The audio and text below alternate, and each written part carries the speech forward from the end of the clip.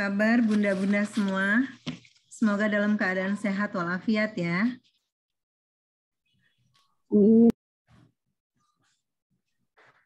Selamat datang di acara webinar merancang kurikulum mitigasi bencana PAUD pada mata kuliah kurikulum PAUD hari ini.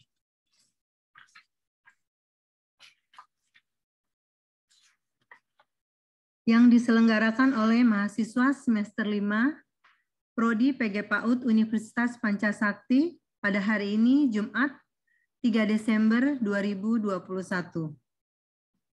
Sebelumnya, izinkanlah saya memperkenalkan diri.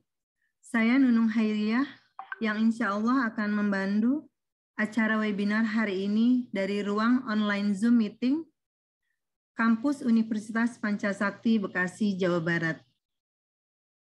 Yang terhormat kepada Ibu Khairiyah Halid, Magister Pendidikan, selaku dosen pengampu pada mata kuliah kurikulum PAUD. Yang kami hormati Ibu Dr. Pupung Puspa Ardini, Magister Pendidikan, pakar kurikulum mitigasi bencana, dan Wakil Dekan Fakultas Ilmu Pendidikan Universitas Negeri Gorontalo, selaku narasumber. Selamat siang, Ibu. Dan yang kami cintai seluruh peserta yang sudah hadir pada acara webinar pada siang hari ini. Pertama-tama, marilah kita membacakan Bismillah bersama-sama. Bismillahirrahmanirrahim. Bismillahirrahmanirrahim. Pertama-tama, marilah kita panjatkan puji dan syukur kehadirat Allah Subhanahu wa Ta'ala yang insya Allah selalu dalam keadaan sehat walafiat.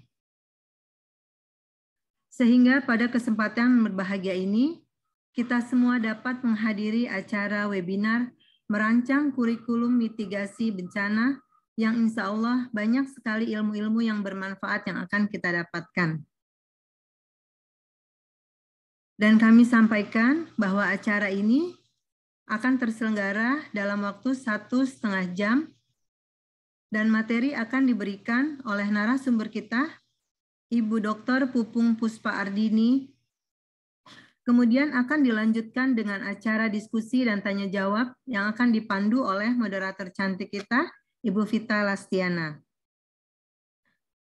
Teman-teman semua, acara akan diawali dengan sambutan dari Ibu dosen pengampu mata kuliah kurikulum PAUD, yaitu Ibu Khairiyah Halid. Kepada Ibu Khairiyah Halid kami persilahkan. Terima kasih Bu Nunung Hairiyah. Assalamualaikum warahmatullahi wabarakatuh. Waalaikumsalam. Waalaikumsalam warahmatullahi wabarakatuh. Selamat siang, salam sejahtera buat kita semua. Alhamdulillah ala kulli hal wa ala kulli takdir kita bisa kumpul di webinar kali ini dalam keadaan sehat walafiat. Yang kami hormati Ibu Dr. Pupung Puspa Ardini selaku dosen tamu pada webinar kali ini. Beliau adalah dosen di Universitas Negeri Gorontalo. Alhamdulillah, mudah-mudahan beliau dapat menularkan banyak ilmu manfaat kepada kita, terutama tentang kurikulum mitigasi bencana. Semoga teman-teman dapat menyimak dengan baik dan memberikan pertanyaan-pertanyaan yang berbobot kepada beliau. Insya Allah ya, acara kita lancar sampai dengan jam 14.30.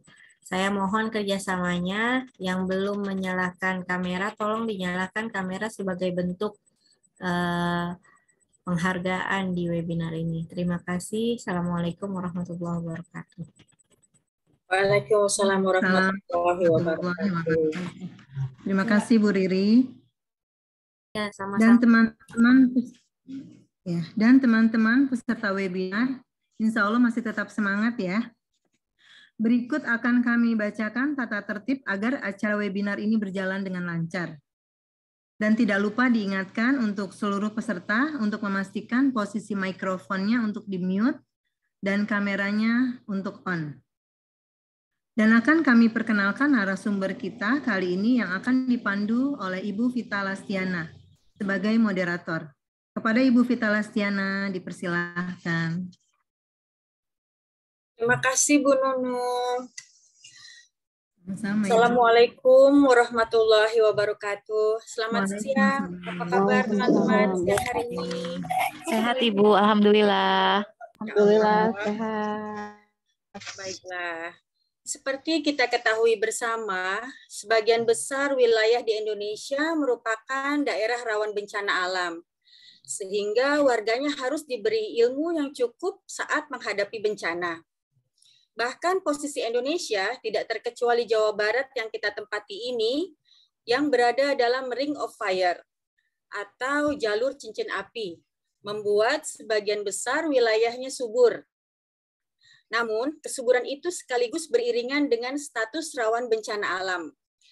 Dan sudah seharusnya mitigasi bencana di negeri ini disosialisasikan secara terus-menerus. Terlebih, Indonesia telah memiliki Undang-Undang Nomor 24 Tahun 2007 tentang penanggulangan bencana yang mengamanatkan mitigasi bencana. Presiden Joko Widodo pernah meminta agar pendidikan kebencanaan masuk kurikulum prasekolahan. Demikian juga Gubernur Jawa Barat, Bapak Ridwan Kamil, pernah menggagas agar semua sekolah di Jawa Barat melaksanakan kurikulum tanggap bencana. Kita sebagai pendidik dan sekolah sebagai laboratorium akhlak mulia dapat mengambil peran dalam mengedukasi kesiagaan menghadapi bencana. Sekolah dari berbagai jenjang pendidikan hendaknya bisa mensosialisasikan mitigasi bencana kepada para siswa melalui pembelajaran yang syarat-syarat nilai dan sikap-sikap mengenai manajemen bencana. Tapi Alur bermuni-muni dengan ini. terima kasih. Tapi bagaimana caranya sekolah menerapkan kurikulum mitigasi bencana? Dan apakah hanya fenomena alam saja yang termasuk kategori bencana? Lalu apakah pandemi COVID-19 yang sama-sama kita hadapi bisa termasuk kategori bencana? Baiknya, mari kita sama-sama dengarkan pemaparan dari pemateri siang ini, Ibu Dr. Pupung Puspa Ardini, Magister Pendidikan. Namun, sebelumnya izinkan saya memperkenalkan diri. Saya Vita Lastiana, mahasiswi semester 5 Universitas Pancasakti, program studi PAUD. Saya harap semuanya sudah siap ya untuk membahas tema yang sangat luar biasa dan menarik ini, yakni merancang kurikulum mitigasi bencana. Teman-teman, saya mohon izin untuk share screen ya untuk menjelaskan profil dari Ibu Dr. Pupung. Sebentar.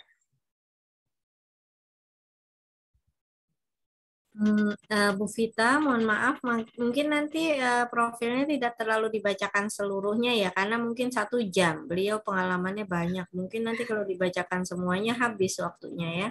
Ya, siap Bu. Ya, terima kasih.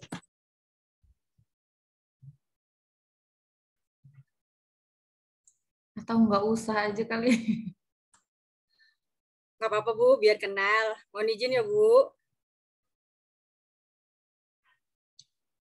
Baik, sudah terlihat semua teman-teman ya?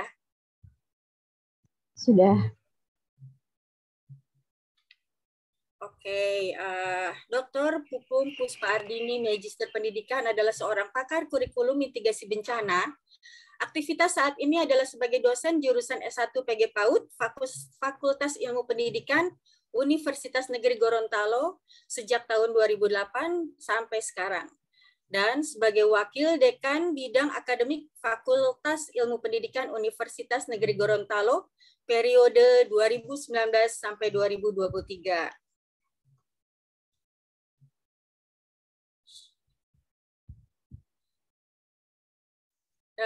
Bu Pupung ini menyelesaikan studinya di Universitas Negeri Jakarta dari S1 sampai S3.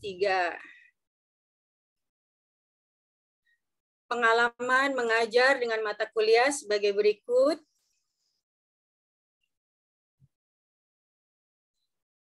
Juga aktif menulis penelitian dalam kurun waktu 5 tahun terakhir. Wah, Masya Allah ya. Pengalaman pengabdian masyarakat sejak tahun 2013 sampai 2020. Bisa teman-teman lihat. Dan sejak tahun 2012 sampai 2021 aktif menulis artikel ilmiah. Semoga karya-karya beliau bisa menjadi acuan bagi kita para mahasiswa ya. Berikutnya adalah karya-karya beliau yang berupa buku-buku. Masya Allah, aktif sekali Bu Pupung ya. Kiprah beliau juga tak berhenti di tanah air, bahkan sampai Malaysia dan Thailand sebagai keynote speaker di seminar internasional. Dan berikut adalah penghargaan yang pernah beliau raih. Dan beberapa karya beliau telah dipatenkan di HAKI, yaitu Hak Kekayaan Intelektual. Baik, betul begitu Bu ya? Baik, kalau begitu langsung saja kami persilahkan kepada Ibu Dr. Pupung untuk menyampaikan materinya. Silahkan Ibu.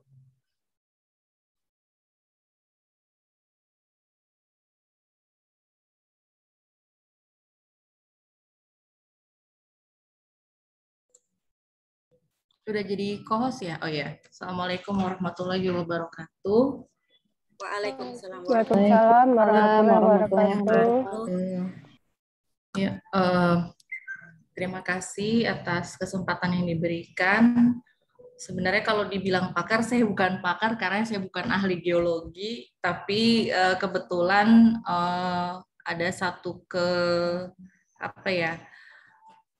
hal yang menggelitik buat saya berkaitan dengan mitigasi bencana, karena memang di beberapa wilayah di Indonesia aktivitas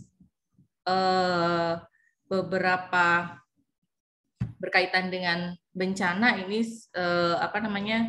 lebih intensif dibandingkan di Pulau Jawa. Di Pulau Jawa sendiri juga banyak terjadi bencana gempa, walaupun memang tidak terlalu sering, tapi intensitasnya besar gitu. Kalau di Gorontalo ini dalam 1 tahun itu bisa sampai 5-4 kali ada gempa, atau di sini dibilangnya tanah goyang. Dan kejadian itu biasanya malam hari atau juga pagi hari gitu.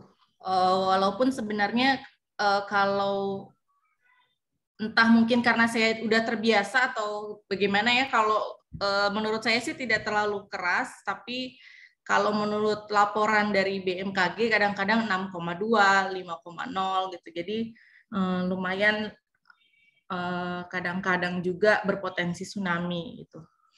Dan ini yang menyebabkan beberapa peneliti dari Jepang, dari RIN, lembaga RIN, itu banyak melakukan penelitian di Gorontalo. Kebetulan mereka ahli dari geologi atau geografi yang memang sudah lama bekerja sama dengan Universitas Negeri Gorontalo. Nah, sejak itu pertama kali saya bertemu dengan Profesor Masayuki Sakakibara, jadi banyak berdiskusi dan beliau menekankan memang perlu adanya kurikulum untuk mitigasi bencana. Karena sekarang juga kalau di instrumen akreditasi ditanyakan itu berkaitan dengan emergency drills, safety talk, kemudian memastikan keamanan anak dan lingkungan gitu ya.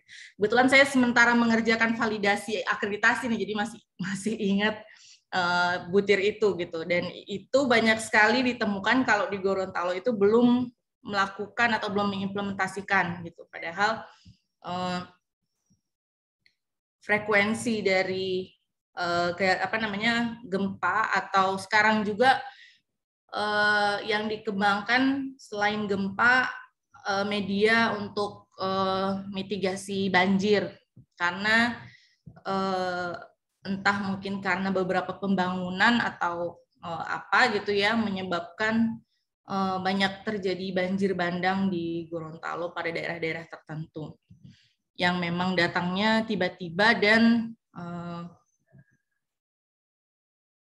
intensitas atau kuantitas dari airnya itu cukup besar dengan arus yang sangat deras gitu. Jadi bukan hanya menggenangi wilayah atau pemukiman, tapi juga bisa menghanyutkan, dan banyak kejadian beberapa anak yang hanyut dan meninggal karena tidak bisa menahan derasnya arus gitu.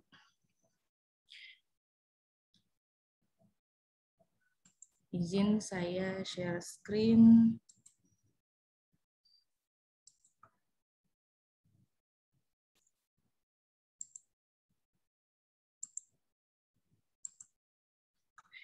Mohon maaf, ada pakai bahasa Inggris karena kebetulan ini slide-nya waktu dipakai presentasi di Trepsi, kegiatan tentang lingkungan hidup dan juga tentang keilmuan multidisiplin sih sebenarnya gitu. Dan di pertemuan itu satu-satunya dari anak usia dini itu saya gitu, karena yang lain kebanyakan dari IPB, UGM yang punya basic keilmuan pertanian, kemudian geologi, juga ilmu kesehatan gitu. Jadi saya waktu itu sekitar tahun 2018 mengembangkan satu kurikulum. Kalau dari pengertian kurikulum sendiri itu adalah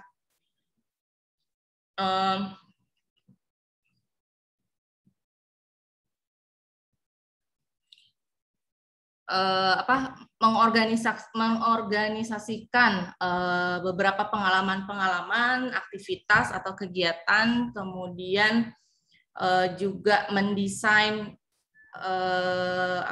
setting kegiatan pembelajaran atau pengembangan aspek perkembangan yang terdiri dari konten, kemudian ada keterampilan-keterampilan tertentu yang ingin dikembangkan, atau mungkin kalau di kurikulum itu kita kenal dengan adanya kompetensi dasar, ada indikator, ya, kemudian ada strategi di sini ada metode apa yang digunakan, kemudian media apa, sumber belajarnya apa gitu ya. Dan juga ada aktivitas interaksi antara orang dewasa dengan anak, antara anak dengan anak gitu ya. Jadi di dalam kurikulum itu yang kita tahu ada visi misi, tujuan yang kemudian melahirkan tujuan lulusannya dari sekolah kita itu mau jadi apa gitu ya. Nah dari situ kemudian turun menjadi kompetensi dasar, kemudian jadi indikator-indikator yang kita akan munculkan gitu dari aktivitas-aktivitas yang kita rencanakan.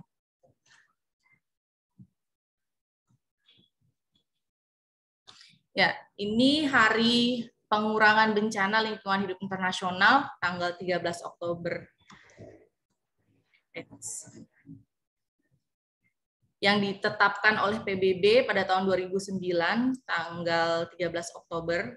Jadi memang dunia mulai memperhatikan bagaimana kita bisa jangan sampai terjadi lost generation. Jadi bukan cuma pandemi COVID tadi yang dikhawatirkan bisa melahirkan lost generation.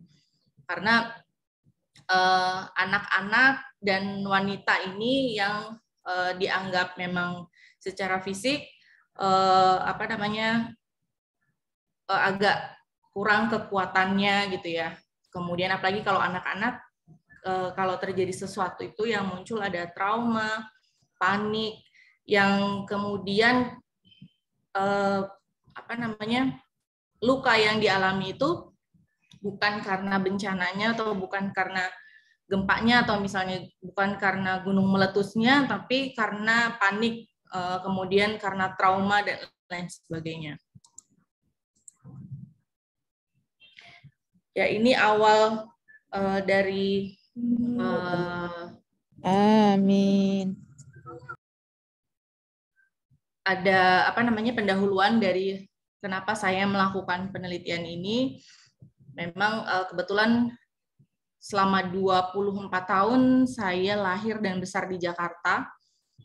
yang apa namanya kotanya itu jarang mati lampu, kemudian jarang ada kecuali banjir ya, kalau banjir itu hampir setiap tahun dan hampir setiap bulan kalau hujan pasti banjir gitu. Tapi belum pernah secara dalam waktu yang bertubi-tubi gitu ya mengalami goyang gempa gitu ya. Dan itu waktu pertama kali saya 2007 ke Gorontalo merasa agak sedikit trauma masuk ke dalam rumah karena goyangannya memang agak keras dan sampai membuat tembok rumah itu muncul apa sih namanya kayak retak begitu ya, tapi nggak sampai hancur gitu rumahnya. Kemudian dari situ, dari pengalaman-pengalaman yang sering saya alami, kemudian dari beberapa laporan terjadi apa namanya banyak terjadi ada korban yang justru korban ini bukan dari gempanya, dan kalau anak-anak itu mungkin akan menimbulkan trauma gitu. Jadi dari hasil diskusi juga dengan Prof. Sakakibara dan Prof. Brano, akhirnya membuat atau merancang seperti apa sih sebenarnya gitu. Karena walaupun kalau dipikir-pikir akan nggak terlalu perlu gitu ya, karena orang-orang lebih memikirkan bahwa yang apa namanya dipentingkan di sini tuh lebih banyak akademik gitu. Padahal sebenarnya ini perlu karena kejadian bencana itu tidak pernah kita bisa prediksi tiba-tiba itu terjadi. Apalagi setelah melihat kasus yang ada di Palu yang goyangnya bukan goyang ke atas ke bawah atau ke kanan ke samping gitu ya, maksudnya goyangannya itu memang yang tanah menggulung-gulung. Jadi kayak kalau orang Palu bilang kayak tanah di blender, kayak kita kalau lihat blender lagi muter-muter gitu. Itu karena ada ekvivasi tanah gitu ya. Jadi kayak tanah itu kayak bubur, nggak bisa diinjak dan menggulung-gulung. Jadi bisa kita memitigasi beberapa resiko, terutama korban jiwa gitu. Dan juga mempersiapkan juga misalnya ada materi yang perlu kita bawa untuk melangsungkan hidup kita gitu setelah terjadi kejadian bencana. Nah, ini yang sempat saya sampaikan di beberapa pengabdian. Mereka itu ya karena mungkin di sini daerah masih beberapa daerah yang apa namanya di pinggir kabupaten gitu ya, yang mereka itu nggak pernah berpikir bahwa mereka itu harus mempersiapkan misalnya kotak khusus untuk kayak surat-surat tanah, benda-benda berharga, itu dimasukkan dalam satu kotak khusus. Jadi kalau misalnya terjadi sesuatu, itu tinggal diambil satu kotak itu. Jadi kalau misalnya rumahnya hancur atau hanyut, tapi masih ada benda berharga yang bisa digunakan untuk kelangsungan hidup gitu. Dan ketika saya menyampaikan itu, mereka cuma cengar-cengir gitu. Saya bilang, kenapa cengar-cengir? Karena mereka nggak sampai berpikir ke situ. Gitu. Padahal ada beberapa, jadi ketika menyampaikan konsep tentang mitigasi ini, ada informasi tentang benda-benda apa yang harusnya kita bawa kalau misalnya terjadi bencana, terus apa yang harus kita lakukan ketika terjadi bencana, misalnya apakah lari atau apakah harus masuk ke dalam kolong meja atau menutup kepala dan lain sebagainya. Itu yang kalau untuk anak usia dini, karena mereka itu masih praoperasional konkret, tidak bisa langsung paham hanya dengan cerita, hanya dengan lagu, tapi karena praoperasional konkret ini mereka juga harus sambil melakukan. Seperti itu. Dan kadang-kadang ini jarang dilakukan di apa namanya di sekolah gitu. Dan kurikulum ini tidak sepadat dan sebanyak kurikulum misalnya pembelajaran dalam 1 tahun, tidak gitu. Tapi ini adalah muatan atau konten-konten yang mungkin bisa disampaikan ketika tema tertentu aja, kayak misalnya ada gejala alam atau misalnya tema tentang lingkunganku, itu bisa disampaikan dan bisa dilakukan emergency drills berkaitan dengan mitigasi gempa. Dan bisa juga di tema profesi, misalnya ada mau mengundang pemadam kebakaran atau Bapak dari BMKG atau BNPB gitu ya, misalnya dari Badan Penanggulangan Bencana.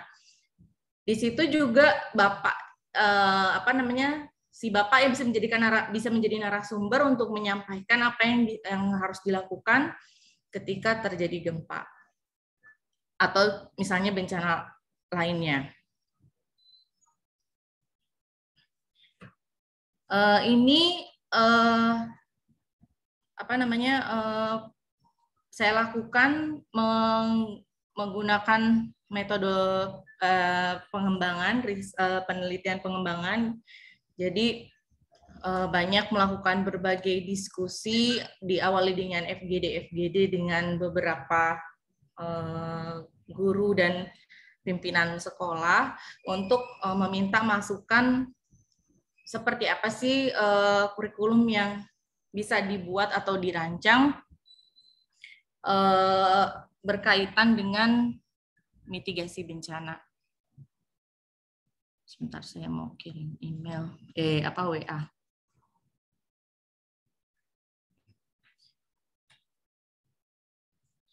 Jadi ini tahapan penelitiannya.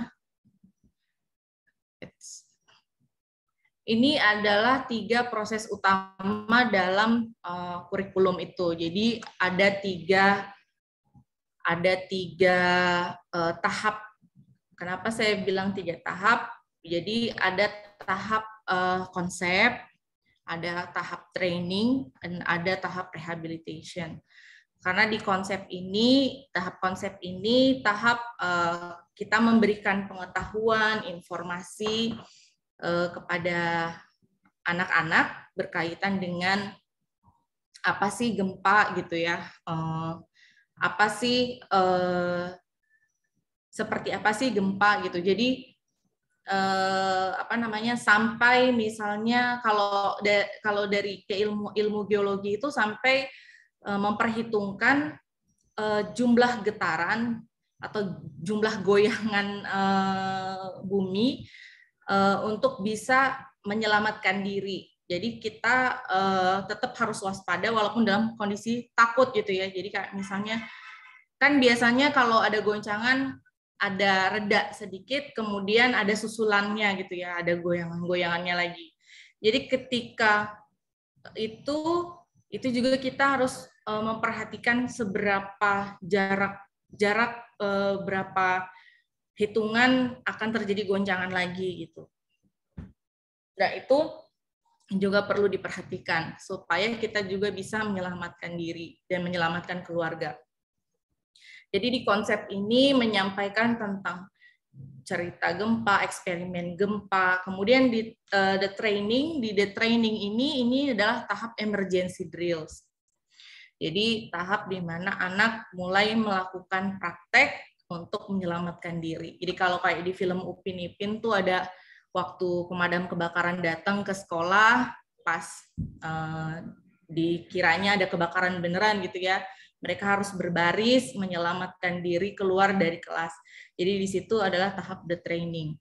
Jadi melakukan emergency drill. Dan latihan ini, emergency drills ini bukan hanya 1-2 kali gitu, tapi memang harus dilakukan berkala.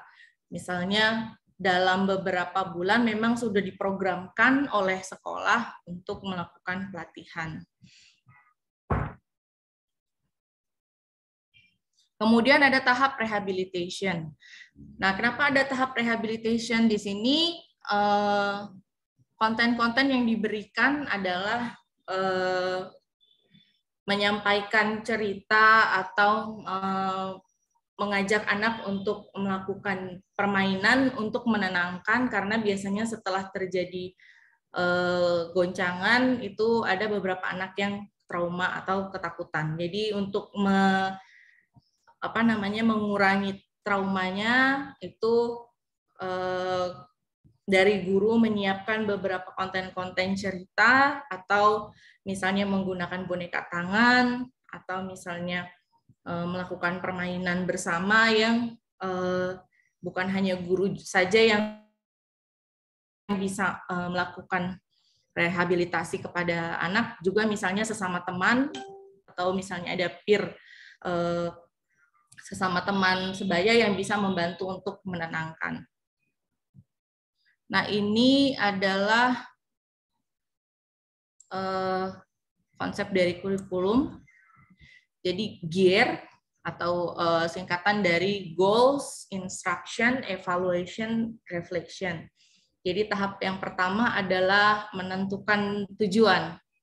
Tujuannya apa sih? Misalnya kalau untuk mitigasi gempa, berarti tujuannya adalah mengurangi risiko gempa pada anak-anak jika terjadi bencana itu di sekolah, atau misalnya jika terjadi bencana itu di rumah. Jadi ada tujuan, kemudian instruction ini adalah tahap pembelajaran. Jadi ada opening atau pembukaan, ada core, inti, dan closing atau penutup. Prinsipnya sama ya, kalau opening itu memberikan pembukaan gitu ya, persepsi, bisa dengan games atau ice breaking untuk membuka dan menyampaikan apa sih yang mau kita sampaikan kepada anak, kemudian menyampaikan tujuan pembelajarannya. Jadi misalnya di sini konsep tentang gempa bumi, pengetahuan tentang gempa bumi apa saja, bagaimana melakukan evakuasi, kemudian ada bercerita, nonton video, kemudian di core ini itu langsung melakukan simulasi atau pelatihan, atau misalnya aktivitas lain. Ini bisa dibagi beberapa area atau beberapa sentra, misalnya ada area games untuk mengenalkan tentang gempa, atau misalnya ada area misalnya membuat simulasi permainan ketika gempa terjadi, misalnya jadi menggoyang-goyangkan rumah atau membangun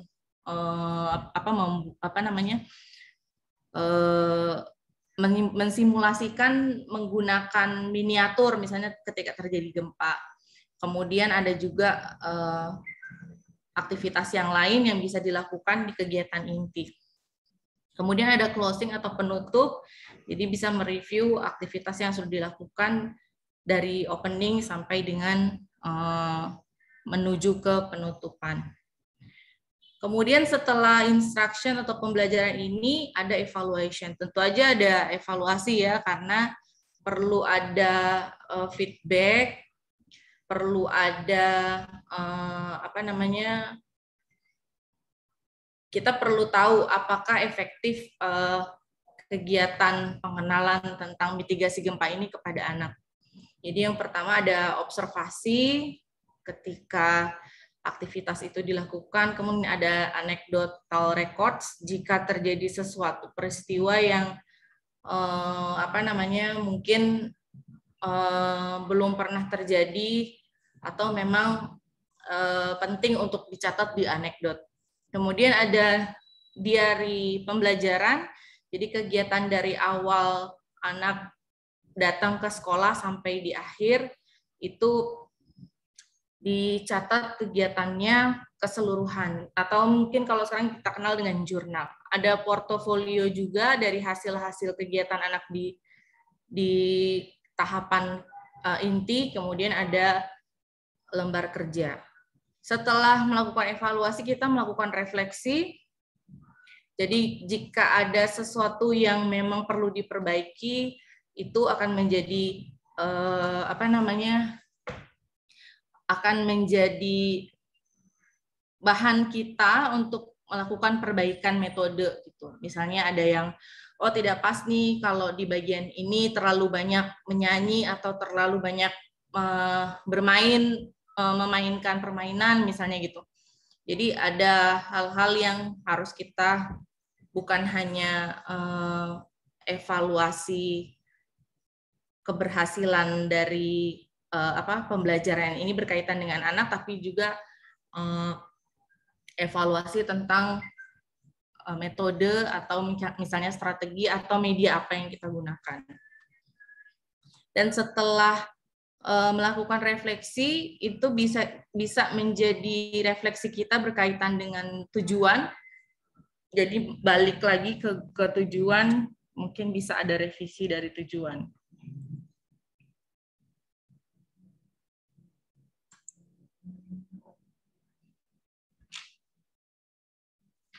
Nah, ini ada beberapa aktivitas yang dilakukan berkaitan dengan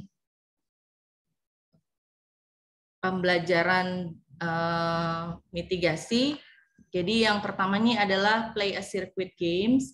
Circuit games itu kayak kalau di pramuka tuh ada pos-pos gitu ya. Mungkin yang lain pernah juga membaca tentang circuit games. Jadi buat beberapa pos, atau misalnya membuat bisa juga membuat karpet besar yang apa namanya, setiap antara sirkuit satu dengan sirkuit berikutnya itu ada aktivitas yang harus diselesaikan oleh anak. Kemudian ketika menuju pos 1 ke pos berikutnya itu juga ada halang rintang yang bisa dilakukan. Jadi misalnya di pos 1 anak ada permainan harus memilih benda-benda apa saja yang harus dibawa ketika terjadi bencana misalnya gitu. Jadi di situ anak memilih, jika jawabannya benar nanti akan dapat bintang atau akan dapat hadiah. Nah, begitu dia pindah ke pos yang satunya lagi, mungkin ada aktivitas yang harus dilakukan, misalnya jalan zigzag, atau misalnya melompat, atau jalan jongkok misalnya, atau merangkak. Jadi di setiap pos itu adalah permainan yang berkaitan dengan informasi tentang bencana. Kemudian menonton video simulasi. Jadi ada video simulasi yang diperlihatkan ke anak. Kemudian ada melakukan eksperimen tentang gempa. Tadi seperti yang saya jelaskan, membuat miniatur bagaimana gempa itu terjadi. Anak melakukan eksperimen kalau misalnya kotaknya digoncang-goncangkan itu yang terjadi, atau misalnya cara menggoncangkannya dari kanan ke kiri, karena ada beberapa goyangan gitu ya yang tidak sama di setiap gempa, ada yang ke atas ke bawah, ada yang ke kanan ke kiri. Kemudian ada simulasi latihan atau emergency drills. Jadi anak langsung turun mempraktekkan bagaimana cara menyelamatkan diri.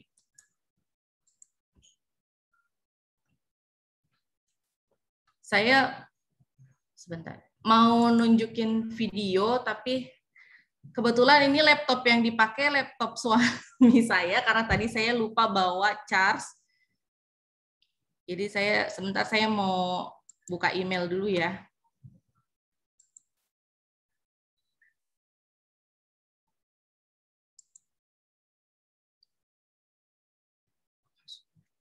Apa ya?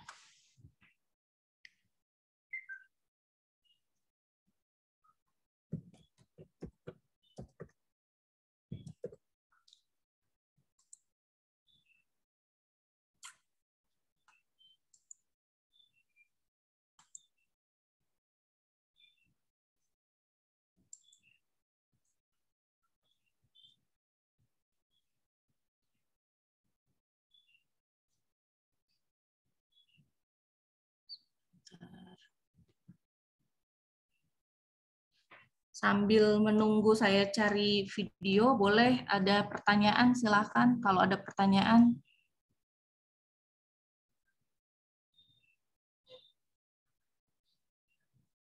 Boleh, silakan teman-teman langsung saja kalau yang mau bertanya, tidak perlu di room chat. Orang yang kelewatan kebot itu koordinasinya kurang, makanya apa itu?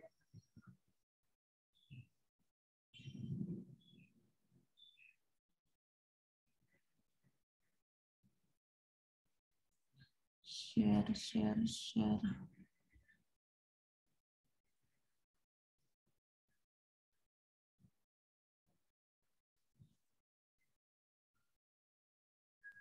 Bu Nami kalau mau nanya di room chat aja, barangkali di rumahnya lagi banyak suara ya.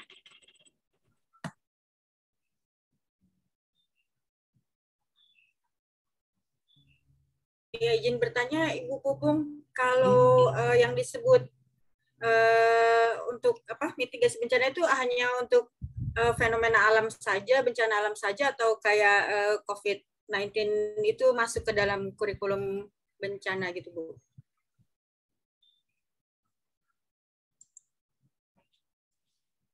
Ya, kalau COVID itu kan sudah ada aturannya ya, dianggap sebagai bencana nasional gitu ya.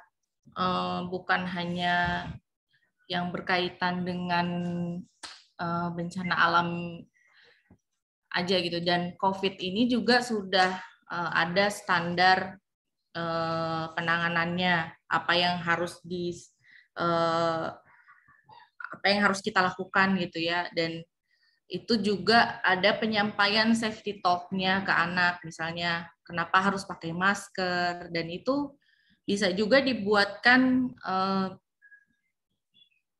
kurikulumnya gitu. Maksudnya bisa juga dibuat perencanaannya untuk menyampaikan emergency drills-nya secara sederhana. Kalau misalnya tetangga atau salah satu anggota keluarga dari anak harus dibawa ke rumah sakit, misalnya terjadi seperti yang terjadi di gelombang kedua kemarin yang sempat mencekam sampai sekeluarga harus diisolasi, kemudian dia harus sendirian, misalnya orang tuanya dua-duanya diisolasi, dan itu terjadi pada keluarga saya. Jadi saya dan suami masuk isolasi, kebetulan di sini nggak ada keluarga, jadi anak-anak hanya bertiga di rumah. Oh gitu, Masya Allah. Ya, anak-anak hanya bertiga di rumah. Jadi kayak ini ya, udah kayak film kayak film action. Setiap hari melakukan video call, karena kan mereka kan harus memastikan rumah aman, misalnya jangan lupa pintu dikunci atau lampu dimatikan atau listrik yang belum dicabut, misalnya kabelnya atau kompor dilihat udah dimatikan atau belum gitu. Jadi banyak mengecek beberapa hal-hal yang memang perlu diwaspadai gitu. Dan seperti misalnya bagaimana mengarahkan anak untuk bisa tetap makan 3 kali sehari walaupun tidak ada yang membantu mengurus, walaupun misalnya ada tetangga, tapi tetap kan karena saya dan suami positif, mereka nggak ada yang berani masuk ke rumah gitu, walaupun sudah disemprot juga dengan desinfektan, kan kondisinya seperti itu. Jadi memang perlu memberikan beberapa pengetahuan ke anak apa yang harus dilakukan. Jadi kalau berkaitan dengan COVID kan langsung ya sigap pemerintah, banyak panduan-panduan yang bisa kita gunakan gitu. Dan itu bisa dijadikan sebagai pedoman juga untuk kita ketika terjadi. Dan itu memang perlu disampaikan ke anak. Jadi mungkin ketika tema tertentu, atau mungkin nggak harus menunggu tema tertentu ya, karena ini memang momennya relevan sedang terjadi, bisa melalui bercerita, melalui bermain games gitu ya, melalui tanya jawab dan lain sebagainya. Dan juga bisa sambil dipraktekkan langsung gitu, kayak misalnya kalau mau masuk kan sekarang memang udah protokol kesehatannya ya, baru datang ke sekolah harus pakai harus dicek suhunya dengan termometer gitu ya. Terus dipastikan maskernya dipakai dengan benar. kemudian membawa hand sanitizer sendiri, atau begitu masuk di gerbang sekolah harus cuci tangan dengan sabun. Dan namanya anak-anak ya kan, kadang kalau tidak diingatkan maskernya nanti udah di kepala, udah di mana gitu kan, itu kan tetap harus diingatkan ke anak. Kemudian bagaimana menjaga jarak, tetap bisa bermain walaupun harus menjaga jarak gitu. Kalau sekarang kan udah tatap muka ya. Kalau dulu masih belajar di rumah mungkin tidak terlalu ini ya, pusingnya ke bagaimana caranya anak tetap berkegiatan tapi tetap di rumah gitu. Tapi sekarang kalau tatap muka ini guru itu jadi punya tanggung jawab untuk jangan sampai terjadi klaster yang lain gitu ya. Jangan sampai anak lupa untuk menjaga jarak gitu. Jadi kadang kalau di sini aja sampai karena waktu perkenankan anak membawa bekal, karena kalau dia makan bekal pasti kan akan membuka masker kan, gitu. Jadi anak tidak diperkenankan membawa bekal, dan waktu tatap mukanya juga hanya 1 jam terbatas, dan sekolah belum mau menambah waktu belajar gitu atau waktu bermain di sekolah karena karena kan anak-anak belum ada yang divaksin ya. Itu. Kalau yang sudah SMP ke atas itu sudah divaksin sebagian besar. SD sekarang sudah mulai divaksin, Bu, 12 tahun. Iya, masih 12 tahun, maksudnya 12 tahun ke bawah belum gitu. Nah, itu yang justru yang 12 tahun ke bawah kan yang agak susah ya diingetin ya, karena namanya juga anak-anak. Kalau yang udah 12 tahun ke atas, mereka udah punya rasa tanggung jawab sendiri gitu ya. Kalau diingatkan mereka udah punya awareness gitu. Tapi kalau yang 12 tahun ke bawah kadang-kadang namanya juga anak-anak yang masker saja itu ya, yang sepele masker aja gitu ya. Entah nanti jadi di kepala jadi alasannya nggak bisa napas kalau pakai masker, jadi dia buka, dia taruh sembarangan gitu ya. Itu yang perlu dibuat.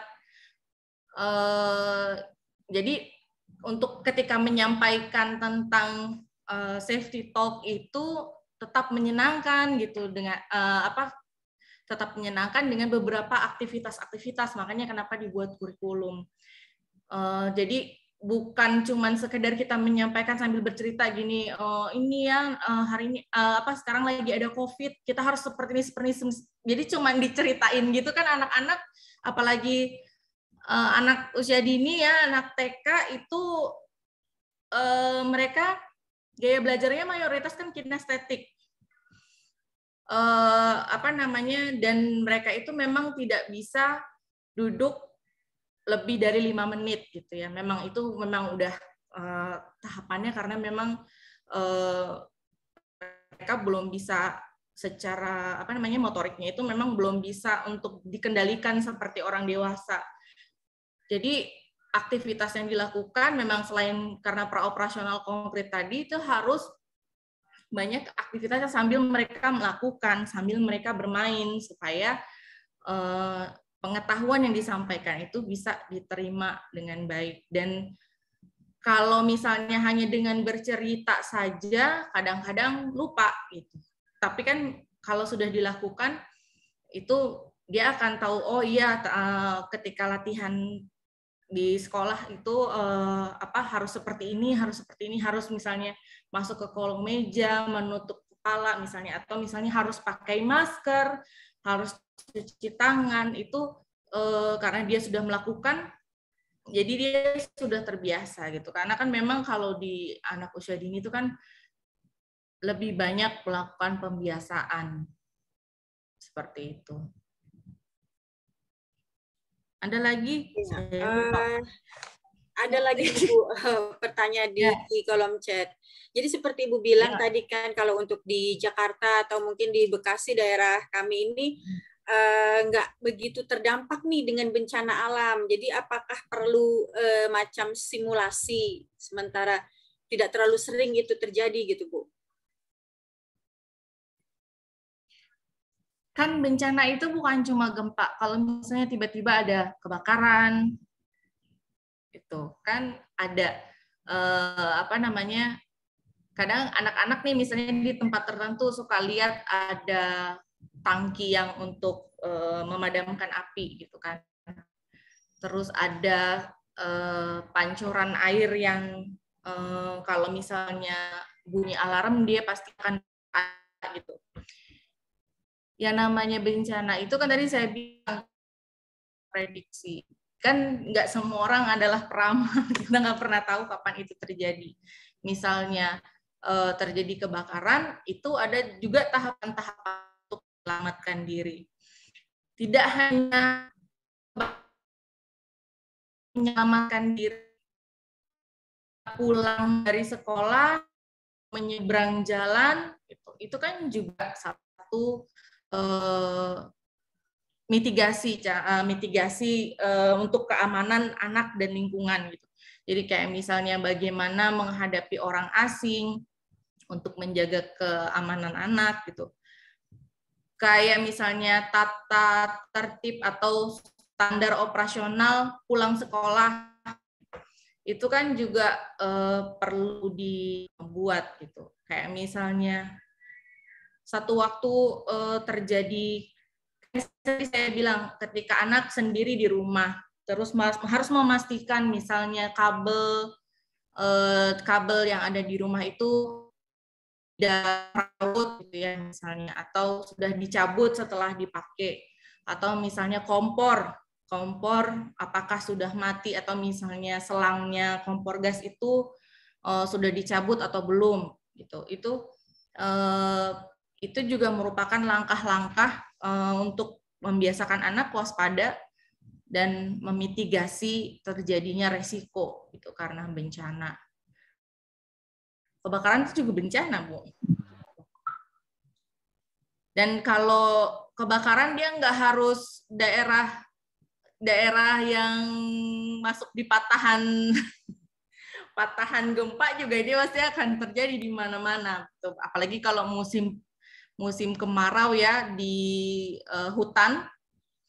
Itu kalau misalnya ada wilayah yang memang hutannya dipakai untuk menanam apa namanya tanaman yang digunakan untuk berkebun gitu ya kan, ada itu kayak di Sumatera, kalau misalnya mau nanam lagi itu harus ngebakar dulu lahan. Nah dari situ kan itu juga tuh bencana juga gitu, karena apinya kadang merembet kemana-mana, bahkan sampai bikin kabut asap dan lain sebagainya. Itu juga bencana, termasuk bencana. Jadi sebenarnya sangat luas, Bu, ya? Iya.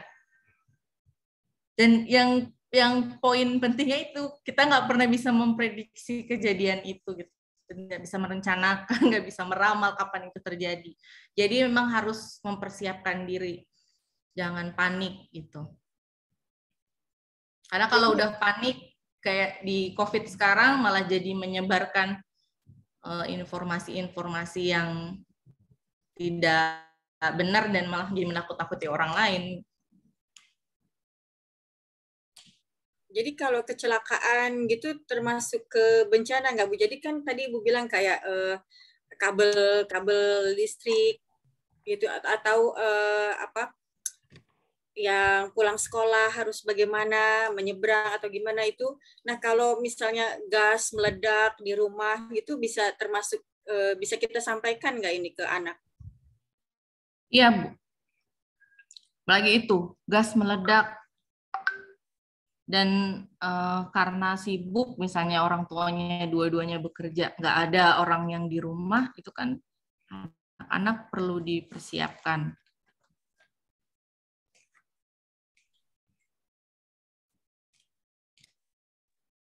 Oke, baik, saya persilakan untuk teman-teman yang lain. Barangkali ada yang mau bertanya. Assalamualaikum Bunda, saya mohon izin bertanya. Perkenalkan saya Evrina Permatasari. Bu Dokter, saya mau bertanya ya seperti ini. Mungkin kalau untuk pembelajaran mitigasi bencana di sini sangat menarik dan memang sangat luas sekali. Kayak tadi mematikan kompor, colokan, terus kemudian anak menyeberang. Memang terkadang kalau khususnya mungkin selama di sekolah saya belum terjadi, belum ini banget. Cuma secara umum dalam setiap tema pasti ada, entah kita lagi pelajaran lingkungan, terus kita ke pemadam kebakaran, terus kita ke kantor polisi, gimana caranya nyebrang seperti itu. Jadi kayak di rumah tahapan-tahapan kayak misalnya menghemat listrik, jangan lupa dicabut colokannya karena kalau tidak dicabut nanti akan terjadi korsleting seperti itu. Jadi memang apa namanya, dalam keseharian kita juga kayaknya sudah ada seperti itu ya Bun, pelajaran seperti mengatasi atau mitigasi bencana. Cuman memang belum ada khususnya. Nah kalau gini Bunda, apakah memang harus ada momentum yang memang benar-benar antara guru dan murid bahkan orang tua kita buat pengenalan bencana atau faktor-faktor kayak misalnya bencana alam yang memang ada alamnya atau mungkin faktor tidak sengaja di keadaan di rumah atau di luar rumah seperti itu Bunda. Maksudnya apakah harus ada stimulasi yang memang benar-benar khusus khusus mitigasi pembelajaran mitigasi bencana ini di sekolah dengan orang tua juga ataupun ya maksudnya dengan semua anggota di sekolah lah seperti itu Bunda.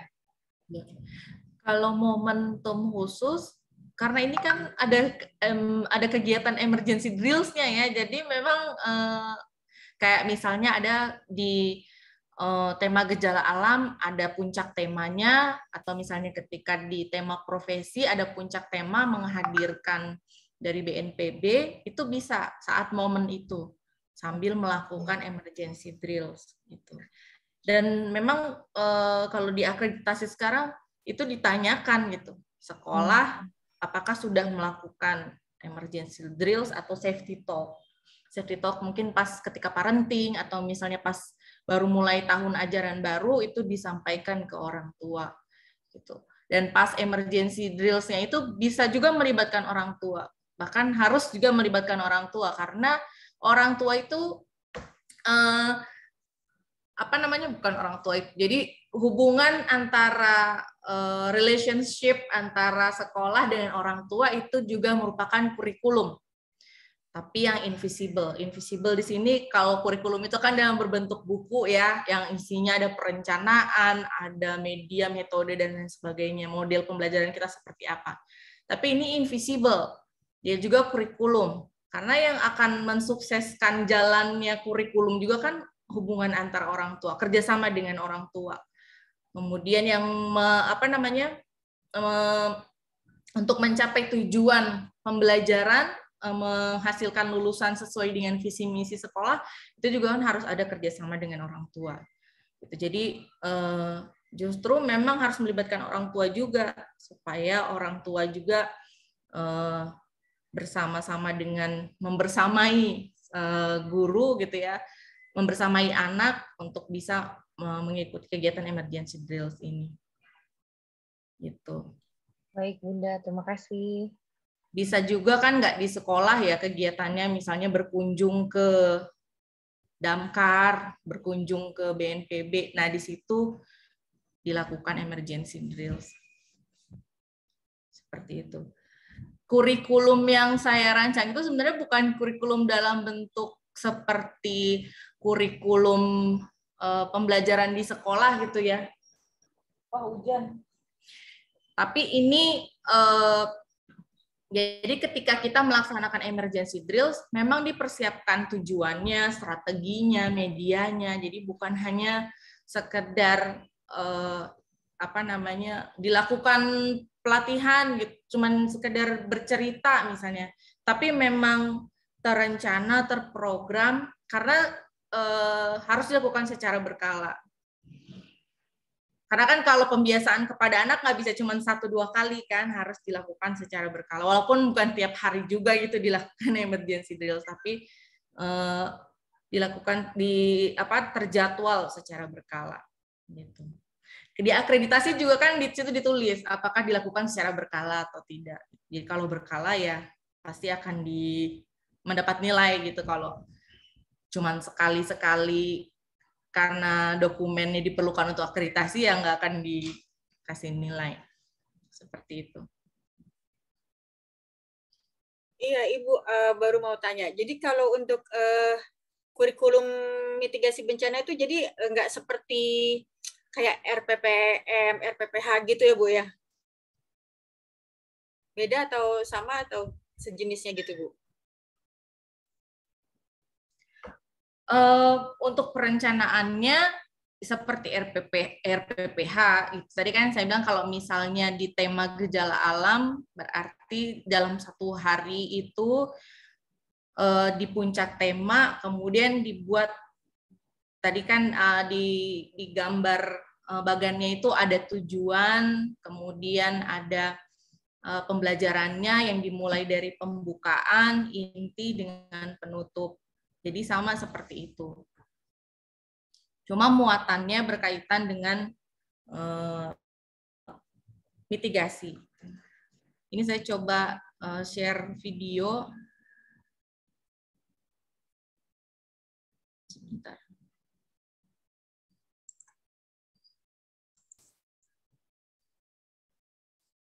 Ya.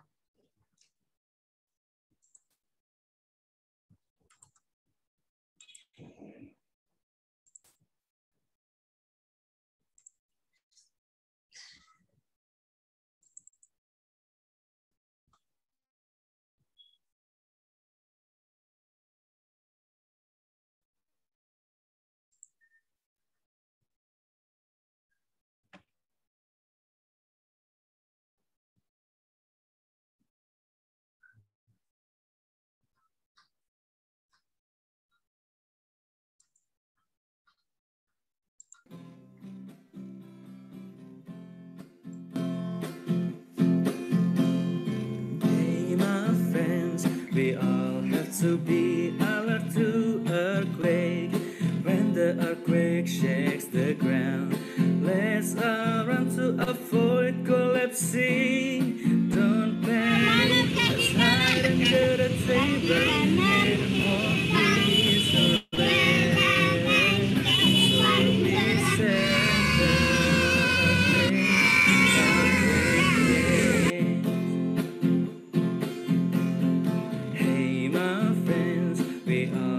to be alert to earthquake.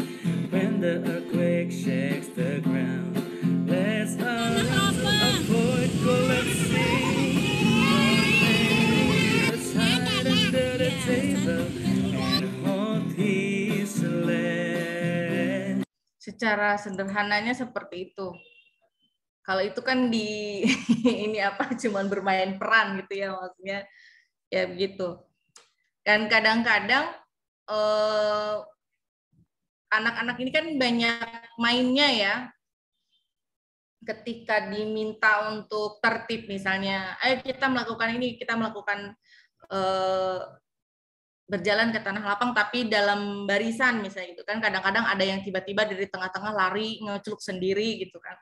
Nah itu ya seperti itulah anak-anak gitu. Tapi yang penting mereka juga sebenarnya melihat dan melakukan gitu ya. Dan mudah-mudahan informasi itu masuk gitu. Ini ada juga permainan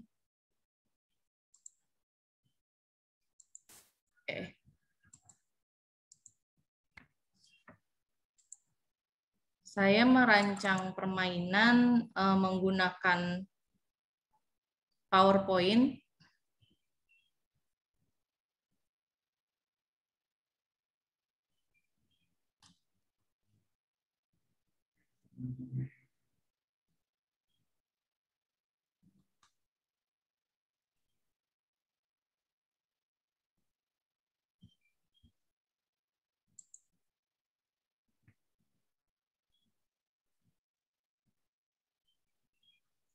Ini di-download dulu.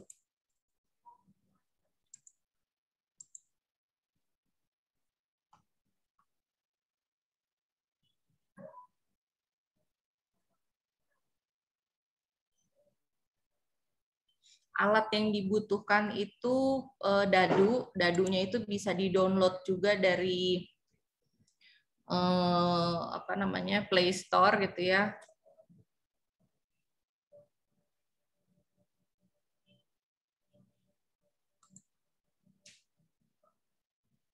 Jadi ini cuma bikin pakai PowerPoint. Memang agak pegel gitu ya, banyak kotak-kotak yang dibuat. Jadi memanfaatkan hyperlink. Jadi satu-satu ditaruh di PowerPoint. Tapi kalau kita pakai slideshow, dia akan muncul seperti ini. Misalnya kita kocok dadu, kemudian misalnya dapat 6, dihitung dari sini. 1, 2, 3, 4, 5, 6. Berhenti di kotak 6. Oh, ada bintang 1 di sini. Ada apa ya? Harus diklik. Misalnya. Ternyata ada pertanyaan. Tunjukkan gambar yang dilakukan saat gempa terjadi. Misalnya dia menjawab ini. Ternyata jawabannya benar. Nanti dia akan dapat. Tuh. Terus kalau misalnya jalan lagi di kotak ini, dia ada tugas yang lain. Mengurutkan gambar. Misalnya yang mana yang pertama, yang mana yang kedua, kemana yang ketiga. Atau yang ini tadi video tentang gempa yang saya sampaikan. Jadi anak diminta untuk melihat video tadi, kemudian diceritakan kembali apa yang dilihat.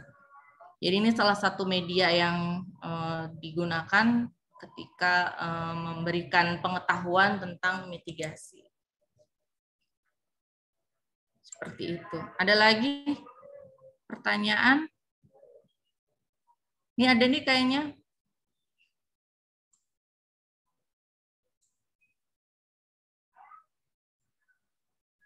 Iya betul, ada di room chat tadi dikatakan secara berkala, sebaiknya berapa kali dalam 1 semester atau 1 tahun, dan apakah simulasi yang kita berikan simulasi bencana yang berbeda atau bencana yang sama. Misalnya bulan ini tentang banjir, bulan depan tentang kebakaran. Ya, sebaiknya dikenali juga ciri khas yang ada di wilayah kita ya. Kayak misalnya kalau di daerah pesisir mungkin lebih rentan dengan tsunami. Nah, itu yang akan menjadi fokus untuk diberikan emergency drill-nya ke anak.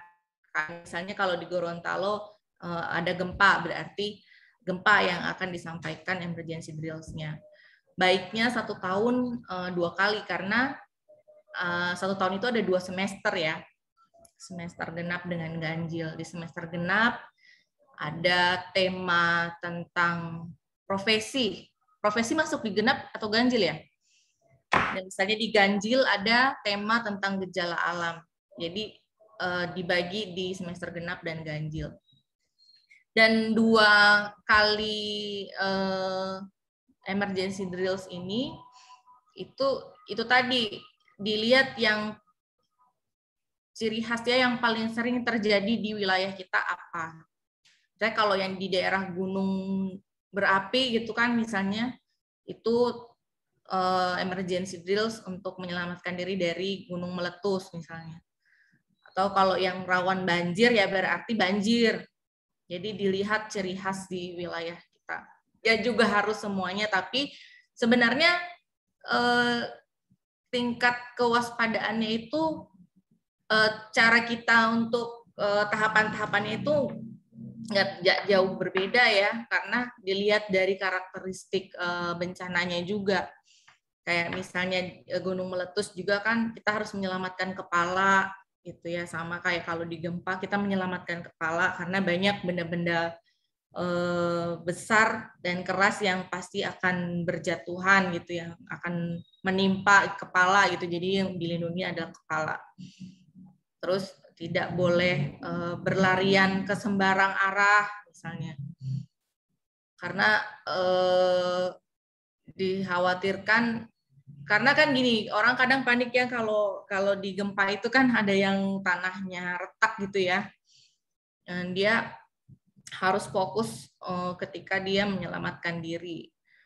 Jadi dilihat juga inilah karakteristik setiap wilayah itu kan punya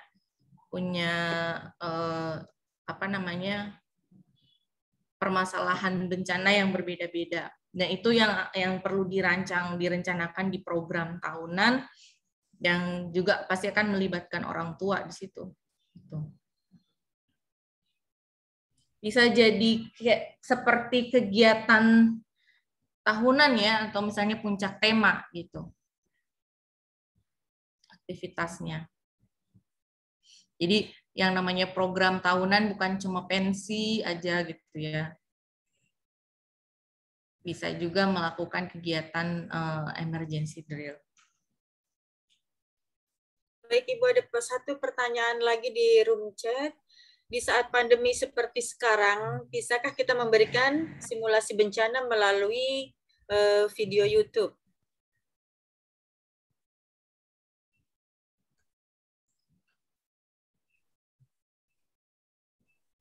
Maksudnya memberikan simulasi anak-anak lewat video dari YouTube.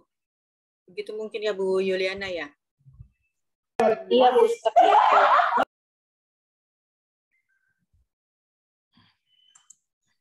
Maksudnya kan kalau mungkin di saat pandemi seperti ini kan nggak mungkin mengadakan simulasi secara langsung gitu. Jadi bisa nggak lewat pemberian simulasinya tuh nonton YouTube gitu, kayak pemberian bencananya tuh simulasinya dari YouTube gitu. Terima kasih.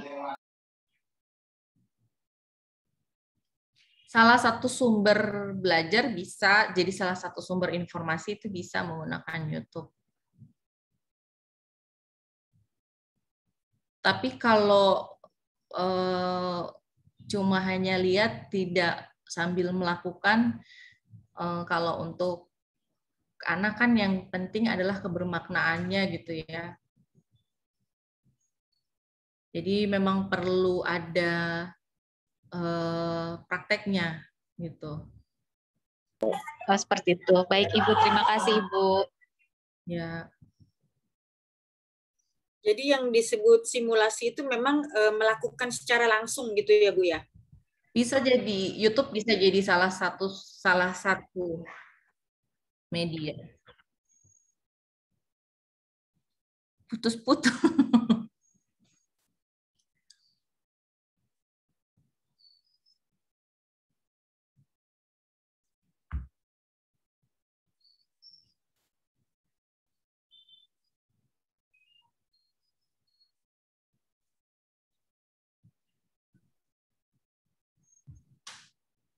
Kalau ada bedanya nggak Bu, kurikulum mitigasi bencana dengan kurikulum darurat?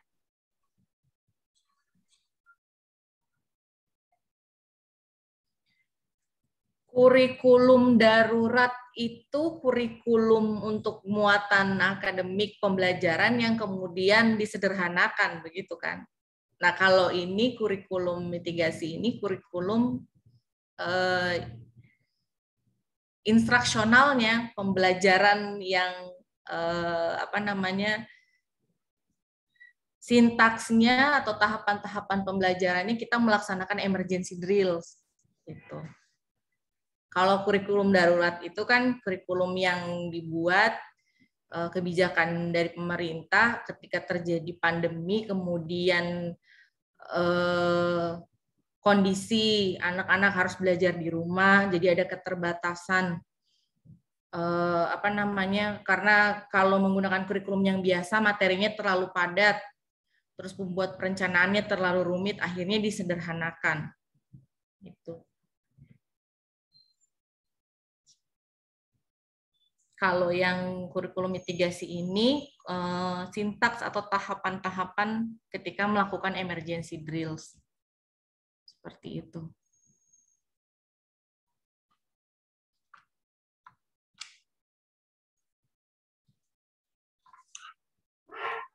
Astagfirullah.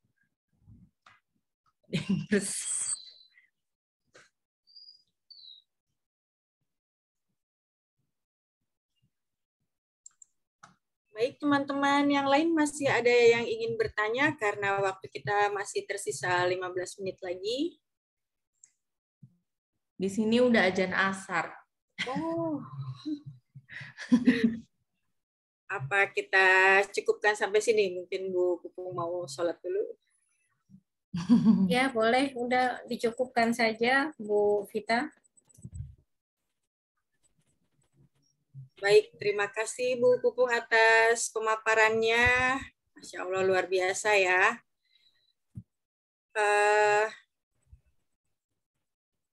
Baik, sepertinya juga kita sudah cukup menjawab dari beberapa pertanyaan peserta. Bagaimana Bu Pupung, masih ada perlu yang disampaikan lagi sebagai closing statement atau dicukupkan? Untuk closing statement, ya